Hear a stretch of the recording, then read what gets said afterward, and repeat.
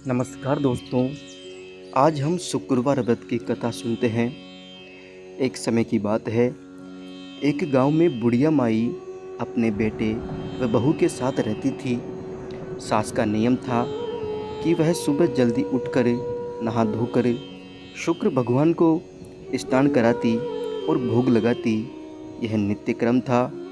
एक बार की बात है, वह तीर्थ पर जाने लगी तो बहू से बोली, मैं तीर्थ पर जा रही हूँ, तुम सुबह जल्दी उठकर नहा धोकर शुक्रदेव को नहलाना और भोग लगाना सब मैं करती थी, वैसा ही करना। बहू बोली, ठीक है माताजी। सास तीर्थ पर चली गई, परंतु बहू न तो सुबह जल्दी उठती और ना ही देव को भोग लगाती और न ही उन्हें नहलाती।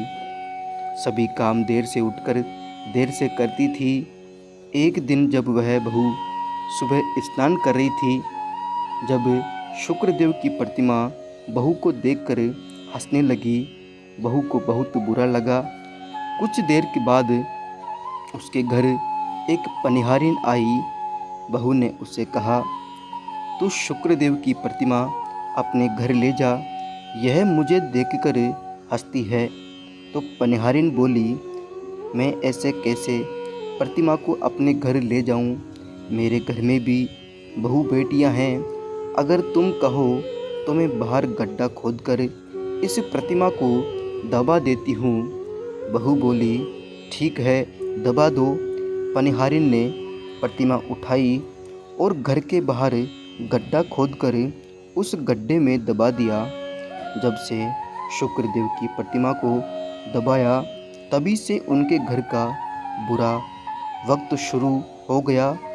घर का अन्न धन सब कुछ खत्म हो गया। घर में चोरी हो गई। बेटा बोला, सब कुछ ठीक था, जब से मेरी माँ गई है तब से मेरे घर की दशा बदल गई है। बहू बोली, कुछ धन तो चोर ले गए और कुछ धन तुम्हारी माँ ले गई, घर में कुछ नहीं बचा। कुछ समय बाद जब माँ घर वापस आई तो घर के हालात देखकर वह हैरान रह गई। बेटा बोला, माँ तुम्हारे जाते ही घर के हालात एकदम से खराब हो गए हैं।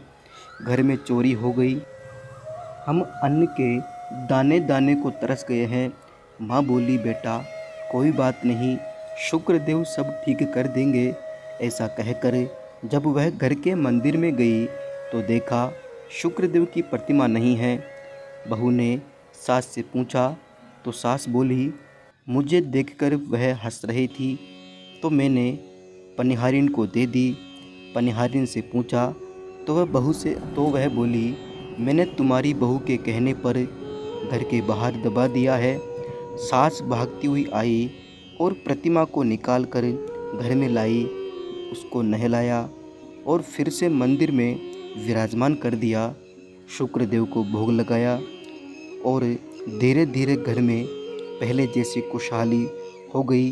बहू को बहुत पछतावा हुआ।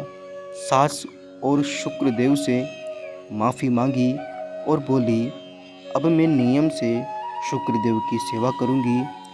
हे शुक्रदेव, जैसे बेटे और बहू के साथ किया वैसे किसी के साथ मत करना, और जैसा सास के साथ किया वैसा इस कहानी को सुनते और हुंकारा भरने वाले सबके साथ करना और सबके अन्न धन के भंडार बनना।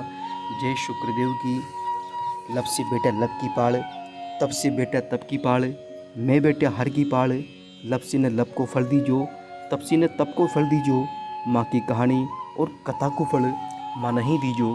बोलो शुक्रदेव की जय हो। तो दोस्तों, अगर आपको कहानी अच्छी लगी तो चैनल को ज़रूर सब्सक्राइब करें और इसी तरह से कहानियाँ सुनने के लिए चैनल को सब्सक्राइब करना ना भूलें।